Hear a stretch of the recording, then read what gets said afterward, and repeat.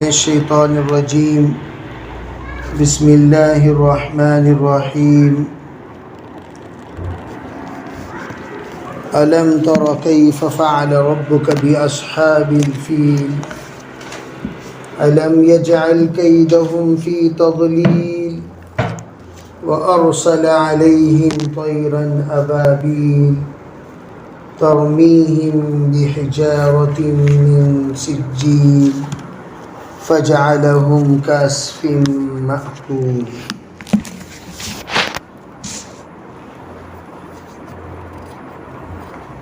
سورۃ الفیل مکیہ ہے، مکۃ المکرمہ میں یہ سورت نازل ہوئی۔ جیسے آپ حضرات کے سامنے پچھلے ہفتوں میں یہ بات واضح ہوئی کہ اللہ جل جلالہ امن والہ کا وہ عظیم گھر جس کو ہم کعبہ کہتے ہیں، اس کعبے کی تقدس کو پامال کرنے کے لیے ابرہہ جو سازش کیا، اس سازش پر ایک مجمع تیار کرا کے کعبے کی مقابلے توہین کے لیے اور اس کے مقابلے میں یمن میں بنایا ہوا مکان کو تعارف کرانے کی ناپاک نیت سے ابرہہ پہنچا۔ وہ واقعہ آپ علیہ الصلاۃ والسلام کے ولادت کے سال ہی ہوا ہے، پیش آیا ہے۔ جس سال آپ کی ولادت ہوئی، بعض روایتوں میں ہے کہ اسی واقعے کے صدمے کو دور کرنے کے لیے اللہ نے حضور علیہ الصلاۃ والسلام کی ولادت کی بشارت سنائی۔ چونکہ جیسے ابن کثیر رحمۃ اللہ علیہ فرماتے ہیں، حضور صلی اللہ علیہ وسلم کا ایک قسم کا یہ معجزہ قرار دیا، لیکن قانون یہ ہے کہ معجزات کا جو تعلق ہے وہ اس وقت ہوا کرتا ہے جب نبی نبوت کا اظہار فرما چکے ہوتے ہیں۔ دعوے نبوت کے ساتھ اس کی تصدیق کے طور پر معجزات ہوتا ہے، لیکن یہاں دعوے نبوت سے پہلے ہی نبی علیہ الصلاۃ والسلام کی ولادت سے پہلے اللہ جل شانہ نے جو آپ کی آمد پر کرشمہ ظاہر فرمایا، جو واقعہ پیش آیا، محدثین یہ کہتے ہیں یہ آپ کی آمد کی نشانیوں میں سے ایک نشانی ہے کہ آپ جس سرزمین پر تشریف لا رہے ہیں اس سرزمین کو اللہ نے سب سے پہلے ہی اس بات پر زمین کو مسطح کر دیا، ہموار کر دیا کہ دیکھیے یہ واقعہ پیش آیا، اس واقعے کے ذریعے سے تم لوگوں کے دماغوں میں اللہ کی قدرت اور اللہ کی طاقت، اللہ رب العزت کی کیا مقام ہے، کیا صفات والا ہے، اللہ کیسے اپنے کعبے کی، اپنے گھر کی حفاظت کرتا ہے، کیسے اللہ رب العزت اپنے بندوں کی عزت کو بچا لیتا ہے، اس کو ظاہر کرنے کے لیے اللہ نے جو ابابیل کا پرندوں کے لشکر کے ذریعے سے اللہ نے ابرہہ کے ہاتھیوں کے مشہور لشکر کو تباہ و برباد کیا، اس کو مد نظر رکھ کر علماء یہ فرماتے ہیں اللہ گویا کہ یہ بتانا چاہتا ہے کہ جس قدرت کے تم لوگ مشاہد ہو، اللہ کی جس قدرت کو تم لوگوں نے دیکھا، اسی قدرت والے رب ذوالجلال نے مکۃ المکرمہ کی اس سرزمین کو اللہ کی وحدانیت کی عظمت دل میں بٹھانے کے بعد نبی اکرم صلی اللہ علیہ وسلم کے اللہ نے ولادت فرمائی، تاکہ آپ کی ولادت باسعادت اس بات کی پیشن گوئی ہو کہ جو رب کی عظمت تمہارے دلوں میں بیٹھی ہوئی ہے اسی رب کا پیغام لے کر جناب محمد رسول اللہ صلی اللہ علیہ وسلم تشریف لا رہے ہیں۔ اس بات کو سمجھانے کے لیے علماء فرماتے ہیں اللہ نے اس واقعے کو سبب بنایا، اور الحمدللہ ایک اعتبار سے زمین ہموار ہو چکی تھی، اور آپ علیہ الصلاۃ والسلام جس وقت پروان چڑھ رہے تھے سرکار کے صداقت کا لوگوں نے اقرار کر لیا، سرکار کی دیانت کا لوگوں نے اقرار کر لیا، سرکار کے امانت کا لوگوں نے اقرار کر لیا۔ گویا ایک اعتبار سے زمین وہ قابل زرخیز ہو گئی تھی جو بنجر ہو گئی تھی۔ الغرض اللہ رب العزت جو واقعہ میں نے بیان کیا ابرہہ کا، اس طویل واقعے کے بعد اللہ تعالیٰ نے امت مسلمہ کے آمد کی ایک اعتبار سے مکۃ المکرمہ کی سرزمین کو یہ ہموار کر دیا، بہتر سے بہترین بنا دیا۔ پھر کیا ہوا؟ فرماتے ہیں ابرہہ جس وقت آ کر تباہ ہو کر واپس چلا گیا، ابرہہ کا واقعہ میں نے آپ حضرات کے سامنے مختصراً بیان کیا تھا، پھر بھی ذہن میں بعض لوگوں کے وہ واقعے کا پس منظر نہیں ہوگا، ذرا میں بتانا چاہتا ہوں کہ ابن کثیر رحمۃ اللہ علیہ نے نقل کیا ہے، فرمایا جس طرح مصر کے بادشاہ کو فرعون کہا جاتا ہے، اس طرح یمن کے بادشاہ کو حمیر کہا جاتا ہے۔ مصر کے بادشاہ کو فرعون کہتے ہیں تو یمن کے بادشاہ کو حمیر کہتے ہیں۔ تو یمن پر حمیروں کا ایک قبضہ تھا، اور وہ لوگ پورے کے پورے مشرک تھے۔ ان کا جو آخری بادشاہ تھا وہ ہے ذو نواس، اس کا نام تھا ذو نواس، جس نے اس زمانے میں اہل حق یعنی نصارہ پر بہت شدید ظلم ڈھایا۔ اس زمانے میں جو اہل حق تھے وہ نصارہ تھے، حضرت عیسیٰ علیہ السلام کے تابع دار، ان پر بہت ظلم ڈھایا۔ اس نے ایک طویل عریض خندق کھدوا کر اس میں آگ لگا کر جتنے نصرانی بت پرستی کے مخالف تھے ان سب کو اس میں ڈال دیا۔ یعنی کیا مطلب؟ ایک اللہ کی عبادت کی دعوت دینے والے، ایک اللہ کی پرستش کرنے والے ہماری روئے زمین پر نہیں رہ سکتے، اس طرح اس نے بڑے ہی سختی کے ساتھ آگ لگا کر ڈال دیا، جن کی تعداد لوگ لکھتے ہیں تقریباً 20,000 سے زائد لوگوں کو اس خبیث نے اس طرح کی سزا دی۔ اور یہی وہ خندق ہے، یہی وہ خندق کا واقعہ جس کا ذکر اللہ نے اصحاب الاخدود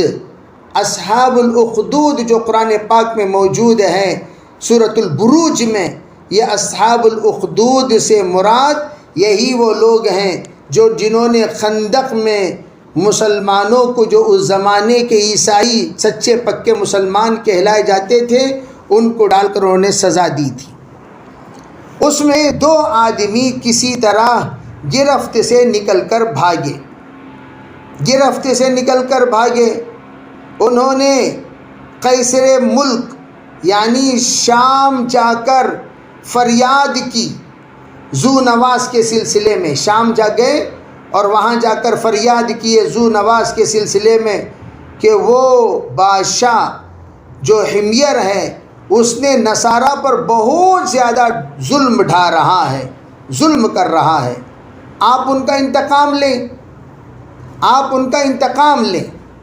چنانچہ قیصر ملک شام کے بادشاہ حبشہ کو خط لکھا، اس لیے کہ وہ سب عیسائی لوگ تھے، عیسائی بادشاہت تھی، تو وہاں کو خط لکھا کہ یہ خط لکھا کہ نصرانی بادشاہ کو، کہ یمن سے وہ قریب بھی تھے، کہا آپ اس ظالم کا انتقام لیجئے جو عیسائیوں پر ظلم ڈھا رہا ہے، عیسائیوں کو جلا رہا ہے، عیسائیوں کو ختم کر رہا ہے، اس کا آپ ذرا انتقام لیجئے۔ اور ان کا یہ کہنے کا مطلب کیا تھا کہ تاکہ وہ عظیم لشکر کمانڈر بنا کر 2 آدمیوں کو روانہ فرمایا، عظیم لشکر بنایا اور 2 آدمیوں کو کمانڈر بنایا، اس میں سے ایک اربات اور دوسرا ابرہہ، ایک اس میں سے اربات دوسرا ابرہہ، یہ دونوں کو حبشہ کے بادشاہ نے ایک لشکر بنا کر ان دونوں کو کمانڈر بنا کر ان کے قیادت میں یمن کے بادشاہ کے مقابلے میں بھیجا۔ لشکر اس کے ملک پر ایسا ٹوٹ پڑا، پورے یمن کے قوم حمیر کو قبضے میں لے کر آزاد کر دیا، جتنے بھی لوگ تھے سب کو اپنے قبضے میں لیا اور ان سب کو آزاد کر دیا۔ پھر کیا ہوا؟ فرمایا اس کے بعد ملک حمیر ذو نواس بھاگ نکلا، اور بھاگتے بھاگتے دریا کے علاوہ کوئی اور جگہ پناہ لینے کی اسے نہیں ملی، وہ آخر بھاگا اور جا کر دریا میں ڈوب گیا، مر گیا۔ اس کے بعد اربات اور ابرہہ کے ذریعے سے یمن پر بادشاہ حبشہ کا قبضہ ہو گیا۔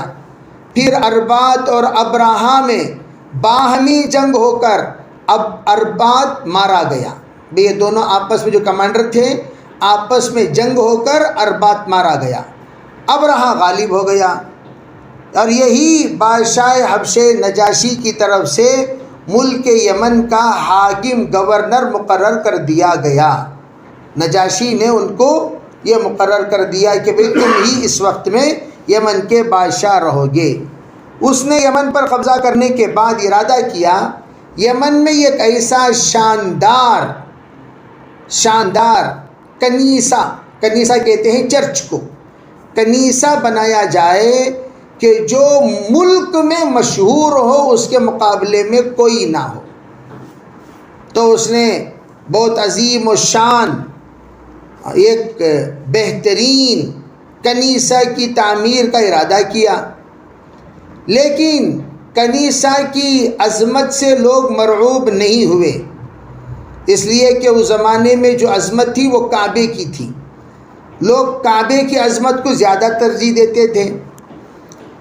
اس خیال پر اس نے بہت بڑا جو کنیسہ بنایا، جیسے کہ میں نے گزشتہ آپ حضرات کے سامنے کنیسہ کا تذکرہ کرتے ہوئے بتایا کہ وہ اس کی تعمیر جب ہوئی، اس کی بلندی پر نیچے کھڑا ہو کر آدمی نظر ڈال نہیں سکتا تھا، اتنا بلند جو اس نے چرچ بنایا، بہت زیادہ بلند، اور اس کو سونے چاندی سے بھی سجایا، جواہرات سے بھی مرصع کیا، پوری جتنی بھی مملکت میں اعلان کر دیا، پورے مملکت میں اب یمن سے کوئی کعبہ حج کے لیے نہیں جائے گا، اب کوئی کعبہ حج کے لیے نہیں جائے گا، اس کنیسے میں آ کر عبادت کرے گا۔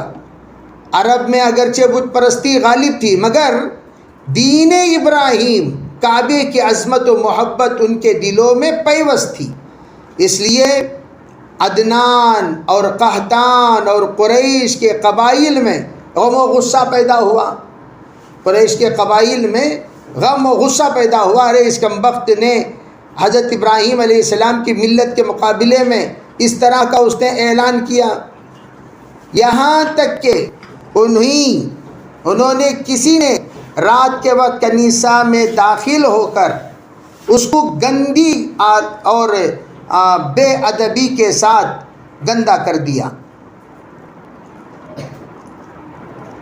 جیسے کہ میں نے آپ کو بتایا کنیسہ کی حفاظت کے لیے جو لوگ تھے انہی میں سے یہ اللہ کا بندہ جس کے دل کے اندر کعبے کی انتہائی محبت تھی، اس نے اسے سوچا کہ کیسے میں اسے گندہ کروں، تو اس کے دل میں بات آئی کہ بھئی چلو اب غلاظت کرنا ہو تو اپنی غلاظت ہی سے غلاظت کر سکتے ہیں، تو اپنی غلاظت سے اس نے گندہ کر دیا۔ بعض روایتوں میں ہے کہ مسافر قبیلے نے کنیسہ کے قریب اپنی ضروریات کے لیے آگ جلائی، اس کی آگ کنیسہ میں لگ گئی اور اس کو سخت نقصان پہنچا۔ بعض لوگوں نے یہ کہا، حقیقت یہ بات تو طے ہے کہ اس نے بھی گندہ بھی کیا اور کنیسہ کے قریب ایک قبیلہ بھی آ کر ٹھہرا اور وہاں کھانا پکانے کے لیے وہ لوگ آگ جلائے یا سردی سے گرمی حاصل کرنے کے لیے آگ جلائے اور اس کا دھواں سب جا کر کنیسہ کو لگا اور کنیسہ سب کے سب برباد ہو گیا، بہت ہی زیادہ۔ تو ابرہہ کو جب اس کی اطلاع ملی تو کسی قریش نے یہ کام کیا تو اس نے قسم کھائی کہ اس کے کعبے کی اینٹ سے اینٹ بجا کر رہوں گا۔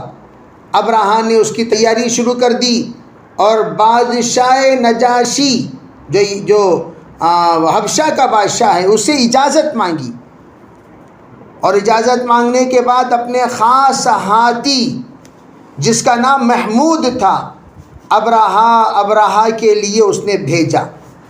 اور یہ بھی بات آپ کو بتا دیتا ہوں، یہ جو اس وقت میں حبشہ کا بادشاہ نجاشی کا جو تذکرہ ہو رہا ہے، یہ وہ نجاشی نہیں ہے جو حضور صلی اللہ علیہ وسلم پر ایمان لائے، اس لیے کہ نجاشی جیسے یمن کے بادشاہ کو ہمیر کہا جاتا ہے، مصر کے بادشاہ کو فرعون کہتے ہیں، ویسے نجاشی یہ حبشہ کے بادشاہ کو کہا جاتا ہے۔ تو وہ یہ نجاشی سے مراد وہ نجاشی نہیں، اس لیے کہ اللہ کے رسول علیہ السلام کے زمانے میں جو نجاشی تھے انہوں نے مسلمانوں کو پناہ دیا، اور پناہ دینے کے بعد وہ خود بھی کلمے کی طرف متوجہ ہوئے، کلمے سے متاثر ہوئے، انہوں نے خفیہ طور پر تمام نصارہ کو دعوت اسلام دیا۔ جب ان کی ناراضگی کو انہوں نے دیکھا تو انہوں نے بات بدل دی اور اپنے اسلام پر باقی رہے۔ جب ان کا وصال ہوا خود جناب محمد رسول اللہ صلی اللہ علیہ وسلم نے ان کی جنازے کی نماز پڑھائی، جبکہ وہ حبشے میں تھے۔ حدیث میں ہے کہ اللہ کے رسول علیہ السلام رخ کیے، گویا آپ کے تمام پردے جو کچھ بھی حبشہ کی طرف تھا وہ سب پردے ہٹ گئے، نجاشی کا جنازہ بالکل سامنے آ گیا، آپ نے نجاشی کی جنازے کی نماز پڑھائی اور مغفرت کی دعا مانگی۔ تو یہ نجاشی یہ دوسرے نجاشی ہیں، یہ جو حضور کے زمانے کے نجاشی ہیں، اور وہ جو نجاشی ہے وہ دوسرا نجاشی ہے جس نے محمود نامی ہاتھی کو بھیجا، ابرہہ کے لیے بھیجا۔ اس پر وہ سوار ہو کر کعبے پر حملہ کرنے کی نیت سے آیا۔ بعض روایتوں میں ہے سب سے بڑا عظیم الشان ہاتھی تھا وہ جس کا نام محمود تھا، جس کی نظیر نہیں پائی جاتی تھی۔ اس کے ساتھ 8 ہاتھی، ایک ہاتھی اور اس کے سولجرز کی طرح 8 ہاتھی، دائیں 4 بائیں 4، اور دوسرے بھی بہت سارے بادشاہ حبشہ نے لشکر میں بھیجا۔ ہاتھیوں کی تعداد بھیجنے کا جو منشا تھا وہ بیت اللہ کعبے کے ڈھانے میں ہاتھیوں سے کام لیا جائے۔ اصل جیسے اس زمانے میں بلڈوزر ہیں، اس زمانے میں ڈھانے کے لیے ہاتھیاں جو اپنے سر سے دیواروں کو ہلا کر مار کر اسے تباہ کرنے کے لیے کام آتی تھیں، تو ہاتھیوں کو بلڈوزر کے جگہ پر استعمال کرتے تھے۔ تو انہوں نے یہ سوچا کہ چلو یہ ہاتھیاں جائیں گی اور جا کر کعبے کی دیوار کو کمزور کریں گی اور گرا دیں گی، اس لیے ہاتھیوں کو بھیجا گیا۔ اور بیت اللہ کے ستونوں میں لوہے کی مضبوط اور طویل زنجیر باندھ کر، ان زنجیروں کو ہاتھیوں کے گلے میں باندھ کر اس کو کھینچا جائے۔ جب کھینچا جائے تو سب سے پہلے وہ ستون گر جائیں گے، جو ستون گر گئے تو چھت گر جائے گی، پھر دیواروں کو اپنے پیشانی کے ذریعے سے گرانے میں آسانی ہوگی۔ اس طریقے سے کعبے کو نعوذ باللہ نیست و نابود کر سکتے ہیں، اس نیت سے وہ گیا۔ اور اس وقت میں جس وقت وہ سب کے سب آ کر پڑاؤ ڈالے تھے، عرب میں اس بات کی خبر جب پھیلی، جو بھی ملت ابراہیمی سے تعلق رکھنے والے تھے وہ سب کے سب مقابلے کے لیے تیار ہو کر آ گئے، سب کے سب تیار ہو کر آ گئے۔ یمن کے عربوں میں ایک شخص تھا، اس کا نام تھا ذو نفر۔ اس نے عربوں سے یوں قیادت، یہ عربوں کی قیادت کر کمانڈر تھا، وہ قیادت کر رہا تھا، تو عرب اس کے ارد گرد جمع ہو گئے۔ وہ ایک مذاکرہ کرنے کے لیے سب کو جمع کیا، بھئی سب آ جاؤ، ایک مذاکرہ مجھے کرنا ہے۔ ابرہہ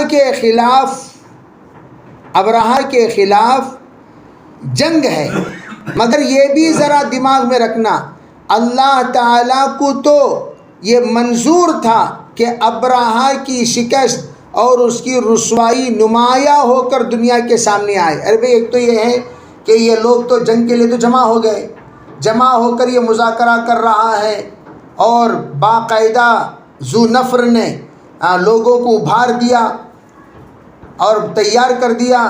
تمام عرب ماشاءاللہ اپنے اپنے اعتبار سے تیار ہو گئے، لیکن اللہ کی مشیت کیا تھی کہ ابرہہ کو ایک ایسا سبق دینا، دنیا بھر کے لوگوں کو یہ علم ہو جائے کعبے کی طرف غلط نظر اٹھانے کا انجام کیا ہوتا ہے۔ اگر لشکر لڑ لیں گے تو پھر سبق آموز واقعہ کیسا ہوگا؟ دو لشکر اگر لڑ لیں گے تو سبق آموز واقعہ کیسے ہوگا؟ وہ عجوبہ کیسے ہوگا؟ اس لیے بہرحال عربوں نے جو اپنے جذبات کا اظہار کرنا ہے، اپنی تیاری جو کرنی ہے، وہ تیاری تو مکمل کر لیے۔ پھر اس لیے یہ عرب مقابلے میں جو آئے تھے وہ تھوڑی دیر کے لیے کامیاب نہیں ہوئے۔ ابرہہ نے ان کو شکست دے دیا، ابرہہ نے ان کو شکست دے دیا، وہ ہار گئے عرب۔ ذو نفر کو قید کر لیا گیا، جو ذو نفر آئے تھے اس کو قید کر لیا گیا، اور اس کو قید کرنے کے بعد اس کے بعد وہ قبیلہ خثعم اس کے مقام پر پہنچا، تو اس قبیلے کے سردار نفیل ابن حبیب نے پورے قبیلے کے ساتھ ابرہہ کا مقابلہ کیا، مگر ابرہہ نے اسے بھی شکست دے دی اور نفیل حبیب کو بھی قید کر لیا۔ اس طریقے سے جو بھی مقابلے میں جاتے تھے ان سب کو وہ قید کرتا جاتا تھا، اور اس کے بعد اسے قتل بھی کر دیا۔ یہ اطراف میں جب بات پھیلی تو لوگوں کے درمیان ایک اعتبار سے ہیبت ہو گئی کہ اب اس کے مقابلے کے لیے کیسے جائیں۔ ابرہہ کے فتح کا واقعات سننے کے بعد لوگ کوئی بھی آمادہ نہیں ہوئے۔ اب دیکھیے آگے کیا ہوا۔ علماء یہ فرماتے ہیں کہ یہ ابرہہ کا واقع فتح سن کر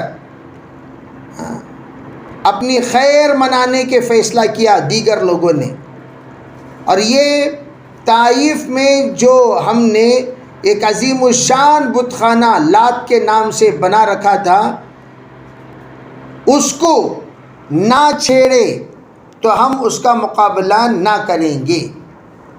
دیگر لوگ آ کر جمع ہوئے، کہنے لگے ابرہہ سے، بھئی لات جو کعبے کو چھیڑ رہا ہے چھیڑ، لیکن لات کے نام سے ہم نے طائف میں ایک بت خانہ بنایا ہے، اسے چھیڑنے کی آپ کو اجازت نہیں، اگر اسے چھیڑو گے تو ہم بھی آپ کا مقابلہ کریں گے، اسے نہیں چھیڑو گے ہم آپ کا مقابلہ نہیں کریں گے۔ یہ کہہ کر قبیلے ثقیف اس کا نام تھا وہ پیچھے ہٹ گیا، اور اس کے جتنے بھی ساتھی تھے وہ سب کے سب پیچھے ہٹ گئے۔ تو اس طریقے سے تفصیل بہت لمبی تفصیل ہے۔ ان تمام نے ابرہہ کو جو کچھ بھی لڑنے کے لیے آتے تھے وہ خود بخود پیچھے ہٹتے چلے گئے، پیچھے ہٹتے چلے گئے، پیچھے ہٹتے چلے گئے۔ اب اتنے میں ایک واقعہ پیش آیا، وہ کیا؟ خواجہ عبد المطلب یہی متولی تھے کعبے کے، تو متولی دعا کرتے رہے کہ اللہ کوئی نہ کوئی نظام ایسا بنا جس کے ذریعے سے ابرہہ کو سبق دے سکیں، سمجھا سکیں، اور ابرہہ ذلیل ہو سکے۔ اور اس کے اندر جیسے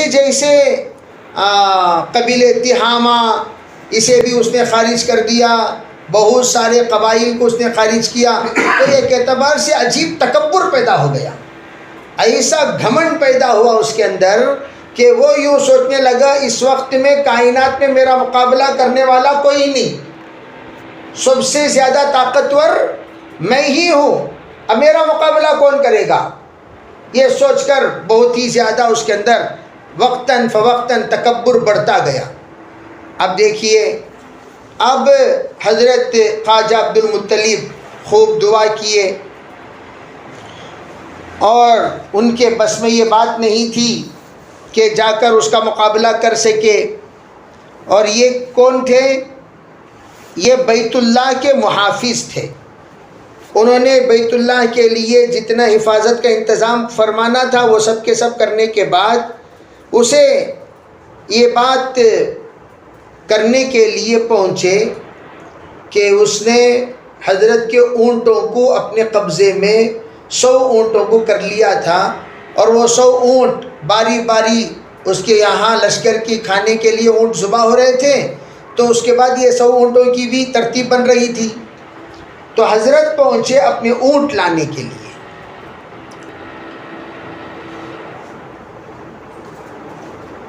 جب گئے تو ابرہا بیٹھا ہوا تھا، اس کو اطلاع دی گئی کعبے کے متولی آئے ہیں۔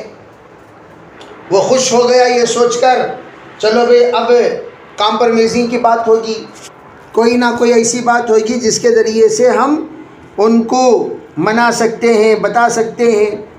تو اس نے یوں سوچا ہے کہ ابھی متولی جب آئے ہیں تو متولی گفتگو کریں گے کمپرومائزنگ کے بارے میں، چلو کیا بات کرتے ہیں دیکھیں گے۔ جب یہ گئے تو انہوں نے کہا کہ بھئی میں آیا ہوا ہوں آپ سے بات کرنے کے لیے۔ انہوں نے کہا بیٹھ جائیے، بولیے کیا بات کرنا ہے۔ تو انہوں نے کہا کہ میں نے سنا کہ آپ میرے 100 اونٹ جو چر رہے تھے اسے آپ کے لشکر والوں نے قبضہ کر لیا، کہ آپ وہ اونٹ چھوڑ دیں۔ ابرہا سوچنے لگا بس اتنی ہی بات ہے؟ حضرت نے کہا جی اتنی بات ہے، اور کچھ نہیں کہنا آپ کو؟ کہا مجھے کچھ نہیں کہنا، بس اتنی بات کے لیے متولی کعبہ آئے ہیں؟ کہا جی ہاں۔ کہنے لگے دیکھیں یہ اونٹ میرے ہیں، میں اس کی حفاظت کا مکلف ہوں، میں اس کے سلسلے میں بات کرنے کے لیے آیا ہوں۔ جس گھر کے بارے میں آپ آئے ہیں وہ گھر اللہ کا ہے، اور اللہ کا گھر اللہ تعالیٰ کیسے بچانا وہ جانتا ہے، اس لیے میں آپ سے وہ گفتگو نہیں کروں گا، مجھے آپ میرے اونٹ دے دیجیے۔ تو وہ بہت حیرت میں پڑ گیا۔ اس نے یوں سوچا کہ چلو بھئی میری ہیبت ان کے دل میں ایسی پڑ گئی کہ وہ میرے سلسلے میں کیا کرنے کو تیار نہیں ہیں، بات کرنے کو تیار نہیں ہے، اس لیے وہ آ کر گفتگو کرنے سے کترا رہے ہیں، یہ سوچ کر وہ یہ سوچا۔ تو حضرت نے بات کرنے کے بعد کہتے ہیں اپنے اونٹ لے کر واپس چل دیے، اور اس وقت میں مختلف مکۃ المکرمہ کے اطراف کے لوگوں میں بات پھیل گئی۔ ان کو یقین تھا کہ لشکر پر اللہ کا عذاب آئے گا، مکے والوں کو سب کو یقین تھا کہ یہ لشکر پر اللہ کا عذاب آئے گا۔ اسی یقین کے بنیاد پر انہوں نے ابرہا کو خود اپنے اونٹوں کی مطالبہ کیا، بیت اللہ کے متعلق گفتگو کرنا ان کو پسند ہی نہ کیا، پسند ہی نہیں، بیت اللہ کے بارے میں خود تو اس کے مقابلے کی طاقت ہی نہیں تھی۔ دوسری طرف یہ یقین رکھتے تھے کہ اللہ تعالیٰ ان کی بے بسی پر رحم فرما کر دشمن کی قوت اور اس کے عزائم کو خاک میں ملا دے گا۔ اب دیکھیے اونٹ لے کر واپس ہو گئے۔ اب صبح ہوئی، ابرہا نے بیت اللہ پر چڑھائی کی تیاری کی اور اپنے ہاتھی محمود نامی کو آگے چلنے کے لیے تیار کیا، آگے چلنے کے لیے تیار کیا۔ نفیل ابن خبیب جن کو راستے سے ابرہا نے گرفتار کیا تھا، اس وقت وہ آگے بڑھے اور ہاتھی کے کان پکڑ کر کہنے لگے، نفیل ابن خبیب جن کو اس نے گرفتار کیا تھا راستے میں، وہ ہاتھی کے کان پکڑ کر کہنے لگے، کیا کہنے لگے کہ جہاں سے آیا ہے وہیں صحیح سالم لوٹ جا۔ بھئی انسان سنے یا نہ سنے، جانور تو اللہ کی سنتے ہی ہیں اور اللہ کی قدرت کو دیکھتے ہی ہیں، اللہ کی تسبیح صبح و شام کرتے ہی ہیں، تو کان میں کہنے لگے جہاں سے تو آیا ہے وہیں سے تو واپس لوٹ جا، صحیح سالم لوٹ جا، کیونکہ تو اللہ کے بلد امین، اس قرآن پاک اسے هذا البلد الامین، بے اللہ کے بلد الامین، یعنی تو مکہ المکرمہ آیا ہوا ہے، یہ محفوظ شہر ہے، یہ کہہ کر اس کے کان چھوڑ دیا۔ ہاتھی سے سنتے ہی ہاتھی بیٹھ گئے، وہ بیٹھ گیا۔ ہاتھی بان جو ہوتا ہے، ہاتھی بان نے اس کو اٹھایا، چلایا تو، اور اس کو کھڑانا چاہا، اور جو کچھ بھی ہتھیار استعمال کرنا چاہیے وہ سب کے سب کیا، لیکن اپنی جگہ سے وہ نہ ہلا۔ حالانکہ انہیں ہاتھیوں کے لشکروں کا کمانڈر، ہاتھیوں کا کمانڈر تو یہ ہے، بقیہ سب اس کے سولجرز ہیں، تو جب امیر صاحب ہی نہیں اٹھ رہے ہیں تو مامور صاحب کہاں سے اٹھیں گے؟ اور امیر حرکت کریں گے تو مامور بھی حرکت کریں گے، امیر چلے گا تو مامور چلیں گے، یہاں تو معاملہ ایسا تھا، اور وہاں وہ اٹھنے کو تیار نہیں۔ پھر کیا ہوا؟ فرمایا اس کے بعد ان لوگوں نے اس کو یمن کی طرف سے لوٹانا چاہا تو فوراً کھڑا ہو گیا اور پھر شام کی طرف چلا۔ جب اسے چل بے چیچی کہ واپس جائیں گے، اس طرف جانے کے بجائے واپس جائیں گے، جب واپس جانے کو کہتے تو فوراً کھڑا ہو جاتا اور چلنے لگتا، اور پھر جب مشرق کی طرف چلانا چاہتے تھے تو وہ چلنے سے باز آ جاتا، رک جاتا۔ تو یہ ایک معاملہ تو یہ پیش آیا، ابرہہ کو وہیں سے پک پکی شروع ہو گئی۔ اس کے اطراف جب بھی جہاں بھی چلاتے ہیں، اطراف چلنے کو تیار، جب کعبے کی طرف چلاتے ہیں تو فوراً بیٹھ جاتا تھا۔ یہ قدرت حق، اس لیے کہ بھئی جانوروں پر تو اللہ کا حکم چلتا ہے۔ اللہ تعالی جب کسی کو فتنے سے محفوظ کرنا چاہتے ہیں تو اللہ بچا لیتے ہیں، اور نام بھی محمود تھا، تو محمود کے معنی ہی تعریف کے لائق، تو تعریف کے لائق سمجھداری کا کام کرتا تھا، تبھی تو اس کا نام محمود رکھے۔ تو یہ اتنا سمجھدار تھا کہ انسانوں کی بولی بھی سمجھتا تھا، سنتا تھا، اور بہت طاقتور بھی تھا۔ تو اسی لیے اس نے بھیجا کہ یہ تیری بات سنے گا اور یہ تجھے کام آئے گا۔ لیکن قدرت حق جل شانہ کا یہ کرشمہ یہاں ظاہر ہوا، دوسری طرف دریا کی طرف سے کچھ پرندوں کی قطاریں آتی ہوئی دکھائی دی، پرندوں کی قطاریں، غول غول پرندے وہاں سے آ رہے ہیں اور اس کی قطاریں نظر آ رہی ہیں۔ اس کی قطاریں انہوں نے دیکھا، جن میں سے ہر ایک کے ساتھ 3 کنکریاں، کتنی کنکریاں؟ چنے اور مسور کی دال کے برابر۔ مسور کی دال تو بالکل چھوٹی ہے، چنا اتنا سا، اس کے برابر وہ کنکریوں کا سائز، ایک چونچ میں اور 2 پنجوں میں، یہ لے کر آ رہی ہیں۔ پرندے عجیب طرح کے تھے، اس سے پہلے کبھی ان لوگوں نے وہ پرندے کو نہیں دیکھا۔ کبوتر سے بالکل چھوٹا، چڑیا سے بڑا، درمیانی سائز کے پرندے۔ تو یہ جو پرندے آئے تھے بالکل، وہ ان کے پنجے بالکل لال تھے، پنجے بالکل لال پنجے، اور ان کے سرخ میں جو کنکر لے آئے ان کے سرخ میں بھی کچھ عجیب رنگ۔ علماء یہ فرماتے ہیں وہ آئے فوراً ہی ابراہا کے لشکر کے اوپر چھا گئے، جن کو ابابیل ہم کہتے ہیں۔ چھا کر یہ کنکریاں جو ہریے کے ساتھ تھی اس کو ابراہا کے لشکر پر گرایا،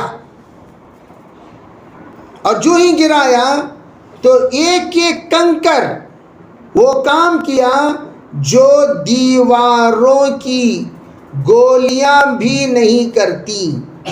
جو بڑے بڑے دیوار کو توڑنے والے گولیاں ہیں، وہ گولیاں جو کام نہیں کرتی وہ کام بالکل اوپر پڑتے ہی سیدھے سوراخ کرتے ہوئے نیچے جس پر پڑتے تھے تو وہ چھید دیتی تھی اور زمین کے اندر گھس جاتی تھی۔ آپ اندازہ لگائیے کیا ہوگا حال اس کا، یعنی چھوٹا سا کنکر ہی صحیح، وہ پڑتے ہی فوراً سوراخ کرتے ہوئے سیدھے زمین کے اندر گھس جانا، بس زمین کے اندر گھس جانا، ایسے ہوتا تھا۔ تو اب جو حال ہوا ہے اس لشکر کا، مختلف ادھر سے ادھر سے یہاں سے وہاں سے، جب وہ پرندے پورے کے پورے ابراہا لشکر کو گھیر کر جب وہ ہریے کے اوپر ڈالتی چلی جاتی تھیں تو سب کے سب بھاگنا شروع کر دیے۔ یہ عذاب دیکھ کر سب ہاتھی بھاگ کھڑے ہوئے، صرف ایک ہاتھی رہ گیا تھا جو اس کنکری سے ہلاک ہوا، اس کے علاوہ بقیہ سب ہاتھیاں بھاگ گئی۔ لشکر کے سب سب آدمی اس موقع پر ہلاک نہیں ہوئے، بلکہ جو بھاگنے تھے وہ سب بھاگے، کچھ ہلاک ہو گئے۔ جن کو ہلاک ہونا، جو زیادہ بول رہے تھے، جو زیادہ انٹرسٹڈ تھے کعبے کے تہدیم کے سلسلے میں، نعوذ باللہ، ان لوگوں کو سزا ملی، بقیہ سب بھاگے۔ مگر ابراہا جو تھا اس کے جسم میں بھی ابراہا کو بھی ایک دو کنکر پڑے، سخت، جہاں کنکر پڑے وہاں سے سڑنا شروع ہوا، زہر پھیلنا شروع ہوا، اور وہ فوراً چھوڑ کر یمن کی طرف آگے بڑھنا شروع ہوا۔ بھئی یہ عجیب معاملہ ہے، فوراً یمن کی طرف آگے بڑھو۔ آگے بڑھتے بڑھتے وہ جتنے لوگ جو زخمی ہوئے وہ سب کے سب راستے ہی میں مر گئے، اور یہ بھی چلتے چلتے وہ ایک ایک ٹکڑا، ایک ایک جوڑ بدن کا اس کا گل کر ٹکڑا گرنے لگا۔ اسی حال میں یمن واپس لایا گیا۔ دارالحکومت صنعاء پہنچ کر اس کا سارا بدن ٹکڑے ہو کر بہہ گیا، پھر اس کے بعد مر گیا۔ ابراہا کے ہاتھی محمود کے ساتھ 2 ہاتھی بان یہی مکہ مکرمہ میں رہ گئے، مگر اس طرح کے دونوں اندھے اور اپاہج ہو گئے۔ محمد بن اسحاق یہ بہت بڑے مورخ ہیں، وہ کہتے ہیں، حضرت عائشہ رضی اللہ تعالیٰ عنہ روایت کرتی ہیں، انہوں نے فرمایا میں نے ان دونوں کو اس حال میں دیکھا کہ وہ اندھے اپاہج تھے۔ حضرت عائشہ صدیقہ رضی اللہ تعالیٰ عنہ کی بہن اسما نے فرمایا میں نے دونوں کو اپاہج اندھے کو بھیک مانگتے ہوئے دیکھا۔ اصحاب فیل کے اسی واقعے سے متعلق یہ سورہ جس میں الم تر کیف فعل ربک باصحاب الفیل، حضور صلی اللہ علیہ وسلم کو خطاب کر کے اللہ تعالیٰ نے اسی کو فرمایا، کیا آپ نے نہیں دیکھا ہاتھیوں کے لشکر کے ساتھ کیا ماجرا پیش آیا۔ بہرحال یہ پوری تفصیلات ہیں جو بڑے مختصر انداز میں آپ حضرات کے سامنے پیش کر دیے گئے، تاکہ یہ پورا واقعہ، اس لیے کہ قسط وار اگر بیان کیا جاتا ہے تو واقعہ سمجھنے میں مشکل ہوتا ہے، اس لیے بڑے اختصار کے ساتھ میں نے آپ کے سامنے یہ بات بتائی کہ اللہ تعالیٰ نے کعبے کی کیسی نصرت فرمائی، کیسے اللہ نے حفاظت فرمائی، اور پھر اللہ رب العزت نے تمام لوگوں کو مخاطب کرتے ہوئے آپ علیہ الصلاۃ والسلام، اس لیے کہ اس وقت کے اس کے واقعے کے بعد آپ پیدا ہوئے، اس لیے آپ علیہ الصلاۃ والسلام سے مخاطب کرتے ہوئے اللہ نے فرمایا الم تر کیف فعل ربک باصحاب الفیل الم یجعل کیدہم فی تضلیل وارسل علیہم طیرا ابابیل۔ اللہ تعالیٰ فرماتے ہیں کیا اے نبی جی آپ نے نہیں دیکھا کیسا کیا تیرے رب نے ہاتھی والوں کے ساتھ، کیسا کیا تیرے رب نے ہاتھی والوں کے ساتھ، کیا نہیں کر دیا الم یجعل کیدہم فی تضلیل، کیا نہیں کر دیا ان کا داؤ غلط، کیا اللہ نے ان کا داؤ غلط نہیں کر دیا۔ یہ پھر وَأَرْسَلَ عَلَيْهِمْ طَيْرًا أَبَابِيلَ، اور پیچھے ان پر اڑتے جانور ٹکڑیاں ٹکڑیاں بھیجتے تھے۔ کیا مطلب؟ ارسل علیہم ان پر بھیجتے تھے، طیرن ابابیل وہ اڑتے جانور، یعنی ایسے پیر جو ابابیل کے شکل میں ہیں، وہ اڑتے جانور ہم نے ان کے پیچھے پیچھے کر دیے۔ ابابیل اصل میں کہتے ہیں، ابابیل بعض نے فرمایا پرندوں کا نام، بعض نے کہا پرندوں کا نام نہیں، طیرن پرندہ، ابابیل کے معنی ٹکڑیاں ٹکڑیاں، یعنی ایک ایک لشکر، ایک ایک جماعت آتی برساتی پھر چلی جاتی، ایک ایک جماعت آتی برساتی چلی جاتی، یہ ایک دم آ کر برس کر چلی گئی، پھر ایک ایک جماعت، جیسے جیسے لوگ بھاگتے تھے ان کے پیچھے پیچھے ایک ایک ٹولی لگ جایا کرتی تھی۔ اس کو اس لیے یہاں ترجمہ کیا حضرت نے اڑتے جانور کی ٹکڑیاں ٹکڑیاں، یہ ابابیل کا ترجمہ ہے، ابابیل کا ترجمہ ہے۔ ترمیہم وہ کرتے کیا تھے؟ تو ان پر پتھریاں کنکر کی وہ لوگ پھینکتے تھے، یعنی ترمیہم پھینکتے تھے ان پر، بحجارتن پتھر، یعنی کس کے برابر؟ مسور کے دال کے برابر، چنے کے برابر پتھریاں پھینکتے تھے، من سجیل کنکریاں پھینکتے تھے، من سجیل اپنے طرف سے۔ فجعلہم کعصف مأکول پھر ان کو کر ڈالا، ان کو جیسے پھس کھایا ہوا، جیسے پھس کھایا ہوا یعنی کیا مطلب؟ بھس کھایا ہوا کہتے ہیں یہ ایسے جیسے کوئی انسان انتہائی تکلیف زدہ ہو کر، جیسے اس کا بعض نے عجیب ترجمہ کیا، وہ یہ کہ ان کو کھائے ہوئے بھوسا کی طرح، یعنی جس طریقے سے بھوسے کی کوئی حیثیت نہیں ہوتی اس طرح کر دیا، بھوسے کی طرح اللہ نے کر دیا۔ بعض نے اس کا ترجمہ کیا کیا؟ ان پر غول غول پرندے بھیجے جو ان لوگوں پر کنکر کی پتھریاں پھینکتے تھے، سو اللہ تعالیٰ نے ان کو کھائے ہوئے بھوسے کی طرح کر دیا۔ حاصل کلام یہ ہے کہ احکام الہیہ کی بے حرمتی کرنے والوں کو ایسے عذاب اور عقاب سے بے فکر نہ رہنا چاہیے۔ ہو سکتا ہے کہ دنیا ہی میں عذاب آ جائے جیسے اصحاب فیل پر آیا، ورنہ آخرت کا عذاب تو یقینی ہے۔ اس لیے اس آیتوں میں اللہ تعالیٰ نے یہی بات سمجھانا چاہی تاکہ ہم لوگوں کو ہر ایک کو عبرت حاصل ہو جائے کہ اللہ کا مقابلہ کرنا اور اللہ کے مقابلے میں بڑی باتیں کہنا یہ اپنے آپ کو ہلاک کرنے کے مترادف ہے۔ الم تر کیف فعل ربک باصحاب الفیل، یہ اسی بات کی طرف اشارہ ہے۔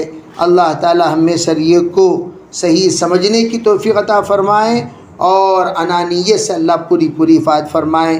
بس سیرت کے سلسلے میں یہ بھی سب سے اہم سیرت کا پیغام ہے کہ سیرت کا پیغام میں کہ سب سے اہم پیغام کہ اللہ کے رسول کی آمد سے پہلے اللہ نے اپنی ہیبت بٹھا دی اور یہ کہہ دیا دیکھو نبی آنے کے بعد وہ اسی اللہ کی دعوت دیں گے، اسی کو اسے پہلے فَلْيَعْبُدُوا رَبَّ هَذَا الْبَيْتِ سورہ قریش میں اسی بات کو کہہ دیا کہ لیلا فی قریش میں کہ اس گھر کے رب کی عبادت کرو، یعنی جس رب نے ابرہا کے لشکر کو تہس نہس کیا اسی رب کی عبادت کرو۔ یہ سورہ قریش کے ذریعے سے اشارہ کر دیا گیا، اسی کی طرف یہاں بھی اشارہ ہے۔ اسی لیے بعض لوگوں نے دونوں سورہ کو ایک ہی سورہ بتایا تاکہ ان دونوں میں ربط جو گہرا ہے وہ ظاہر ہو جائے، وہ ثابت ہو جائے۔ چنانچہ اسی فیل جو ہاتھیوں کے لشکر کو تباہ کرنے والے پروردگار کی عبادت کرنے کا اللہ نے حکم دیا۔ ہم لوگ اگر عبادت کرتے رہیں گے اللہ کی نصرت مدد ہمارے ساتھ شامل حال رہے گی۔ اگر اللہ نہ کرے جو لوگ جان بوجھ کر نافرمانی کرتے ہیں وہ اللہ کے عذاب کے دنیا میں بھی مستحق ہوتے ہیں و آخرت میں بھی مستحق ہوتے ہیں۔ اللہ تعالی ہمیں سریے کی حفاظت فرمائے۔ لک الحمد و لک شکر، اللہم صلی علی سیدنا محمد وعلی آل سیدنا محمد وبارک وسلم۔ اللہم تقبل منا ما کان صالحا واصلحنا ما کان فاسدا۔ اللہم فقہنا فی الدین وعلمنا القرآن الحکیم۔ اللہم فقہنا فی الدین وعلمنا القرآن الحکیم۔ اللہم فقہنا فی الدین وعلمنا القرآن الحکیم۔ سبحان ربک رب العزت عما یصفون وسلام علی المرسلین والحمد للہ۔